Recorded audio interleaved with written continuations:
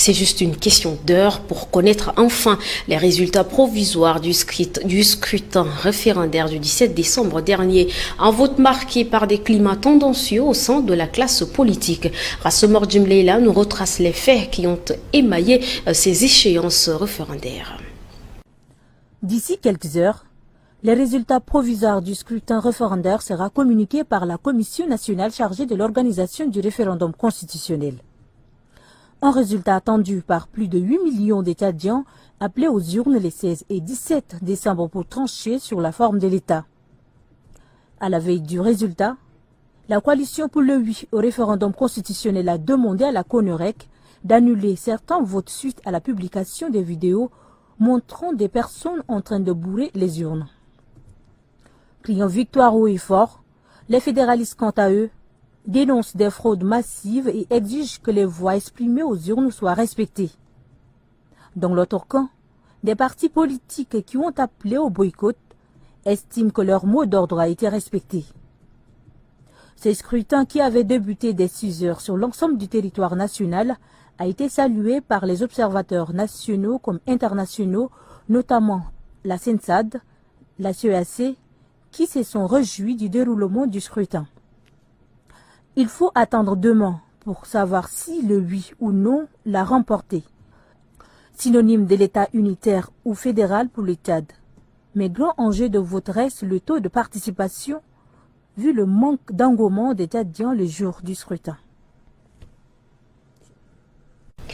Le prix de 2 moutons pour 1, c'est la tendance actuelle et pour cause la fête de Noël qui, je rappelle, sera célébrée d'ici à moins de 48 heures et les clients s'en plaignent. Nos reporters sont descendus au marché de bétail d'Abénin ce matin pour faire le constat reportage. Les plus petits de ces moutons coûtaient entre 30 à 50 000 francs. Et ce matin, leur prix a quasiment doublé selon les clients. Et c'est là à moins de 48 heures de la fête de Noël. Dire abordable, je ne pense pas. Mais nous sommes habitués parce qu'à l'approche des fêtes, le plus souvent les prix grimpent. Et c'est ce que je viens encore de constater parce que un mouton qu'on aurait pris à 30, 35, je viens de l'acheter à 50 000. Ce qui fait que c'est toujours la même chose. On sent qu'il n'y a pas de changement. Voilà, donc, mais on est obligé de s'y faire, c'est un peu ça. Je pense que le prix n'est pas abordable parce que tout est cher sur le marché. Et vraiment, on est obligé de le faire avec parce que c'est pas facile, mais on le fait avec amer. Bon, je trouve que les prix sont légèrement élevés, mais ça va. Et à l'approche des fêtes, on s'attend toujours à ça. Des propos que balaye d'un revers de main ce vendeur. Pour lui, cette année, les prix sont abordables et à la bourse de chacun. Les prix des moutons varient aujourd'hui entre 35 000 et 80 000 francs CFA. Par rapport à l'année précédente, cette année, il n'y a pas trop de clientèle et pour le moment, les marchés sont restés moins animés. Sacrifier un mouton à la fête de Noël est devenu presque une obligation pour des familles. Face à la cherté des vies, bon nombre de familles renoncent à contre-cœur d'égorger un mouton le jour de la fête.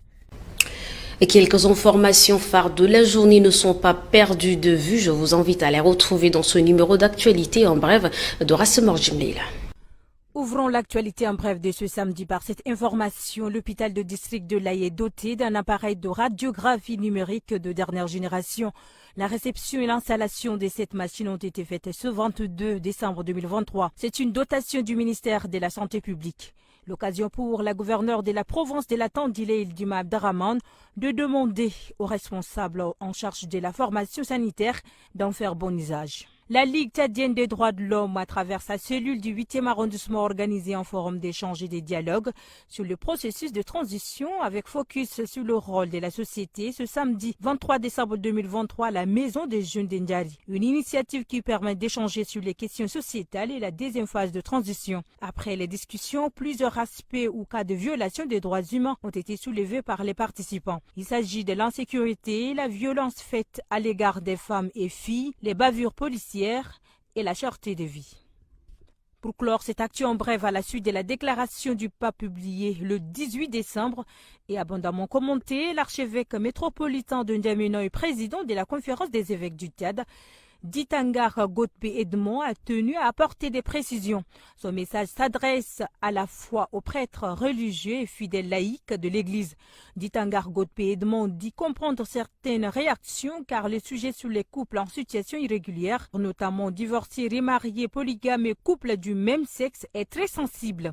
Cependant, croit le président de la conférence des évêques, beaucoup n'ont pas eu connaissance de la déclaration et réagissent à partir de la réaction des autres. Ditangar Godbe soutient que l'enseignement de l'Église sur le sacrement de mariage ne change pas, rappelant qu'il reste une union exclusive, stable et indissoluble entre un homme et une femme, naturellement ouverte à la génération d'enfants. La délégation de l'Office national pour la promotion de l'emploi, conduite par son directeur Abdallah Chidi Djorkode, a rendu visite au centre d'Akuna Espoir et le SOS Village d'enfants pour faire des dons en cette fin d'année. La cérémonie de réception a lieu ce matin. Emedolinassou. C'est le centre d'Akuna Espoir et SOS Village d'enfants qui étaient les bénéficiaires de ce don, composé des sacs de riz, des farines, du sucre, des moutons et quelques kits scolaires pour ses enfants.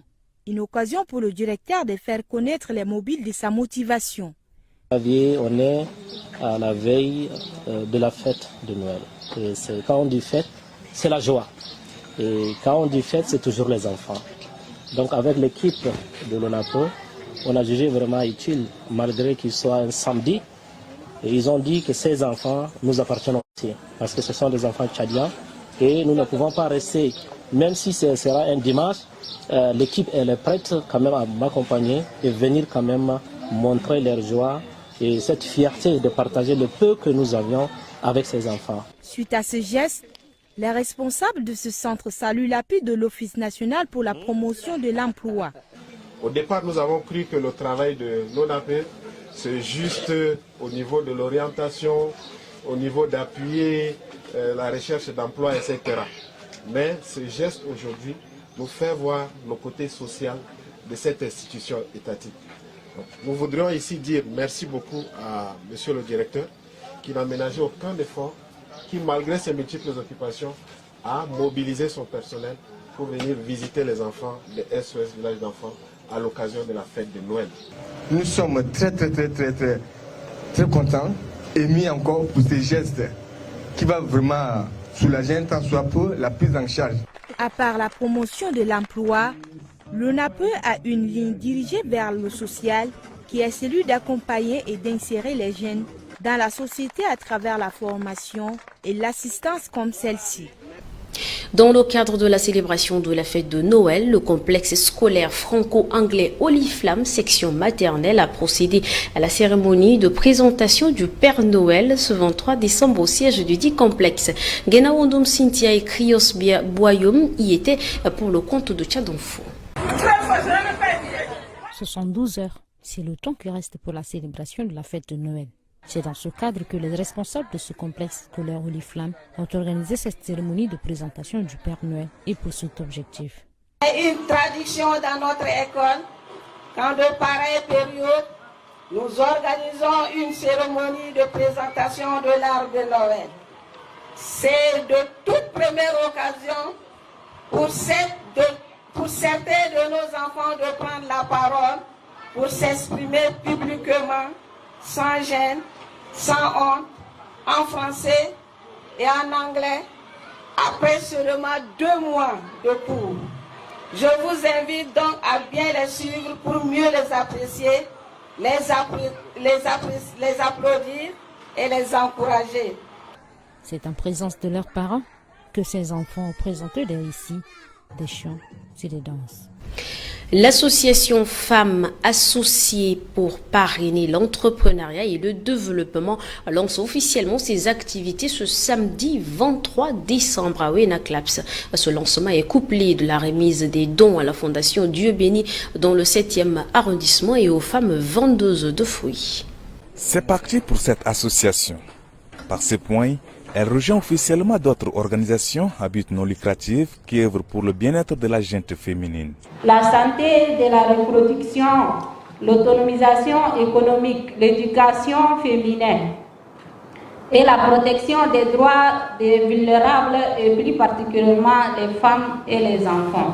Et le premier geste de l'association fut une descente chez les femmes vendeuses de fruits derrière l'hôpital de la mère et enfants. Sur place, des kits comme parapluies ont été distribués à ces dernières. L'association a eu également à remettre des kits scolaires, alimentaires ainsi que des vêtements aux orphelins de la fondation Enfants Bénis. Bekoutou Junior, l'écrivain Abdelaziz Issakha, juriste de formation, a procédé au lancement officiel de son essai intitulé Sexisme et discrimination au Tchad. La présentation a lieu ce 22 décembre à la Bibliothèque nationale de N'Djamena, la quintessence de cet ouvrage avec Nguenaoudom Cynthia.